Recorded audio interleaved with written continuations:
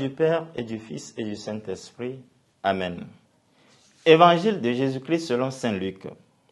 En ce temps-là, tandis qu'il faisait route vers Jérusalem, Jésus traversait villes et villages en enseignant. Quelqu'un lui demanda, « Seigneur, n'y a-t-il que peu de gens qui soient sauvés ?»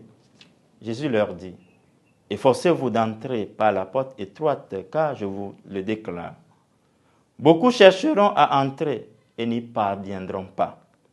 Lorsque le maître de la maison se sera levé pour fermer la porte, si vous, du dehors, vous vous mettez à frapper à la porte en disant « Seigneur, ouvre-nous », il répondra « Je ne sais pas d'où vous êtes. » Alors, vous vous mettrez à dire « Nous avons mangé et bu en ta présence, et tu as enseigné sur nos places. » Il vous répondra « Je ne sais pas d'où vous êtes.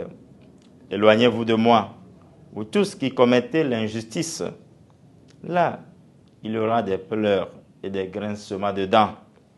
Quand vous verrez Abraham, Isaac et Jacob et tous les prophètes dans le royaume de Dieu, et que vous-même, vous serez jetés dehors. Alors on viendra de l'Orient et de l'Occident, du Nord et du Midi, prendre place au festin dans le royaume de Dieu. Oui, il y a des derniers qui seront premiers et des premiers qui seront derniers. Acclamons la parole de Dieu. Louange à toi, Seigneur Jésus. Esprit Saint, éclairez-nous. Esprit Saint, éclairez-nous. Nous sommes au mercredi 30 octobre 2024, dans la 30e semaine du temps ordinaire année B. L'évangile aujourd'hui s'ouvre sur l'intégration de l'urgence du royaume des cieux. En prenant résolument sa route vers Jérusalem, le Christ croise un inconnu qui lui pose la question sur l'effectif des sauvés.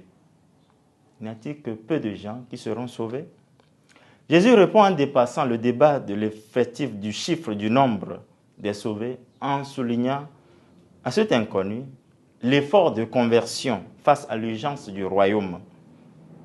Jésus par là attire notre attention sur l'engagement, sur la conversion véritable.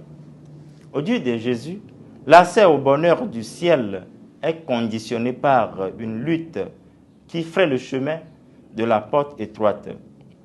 Avec l'étroitesse de ce chemin vers Dieu, Jésus montre que tout le monde, qu'il soit issu du peuple élu, et même voire les gentils, les païens, tous ont besoin de faire l'effort pour acquérir ce royaume du ciel.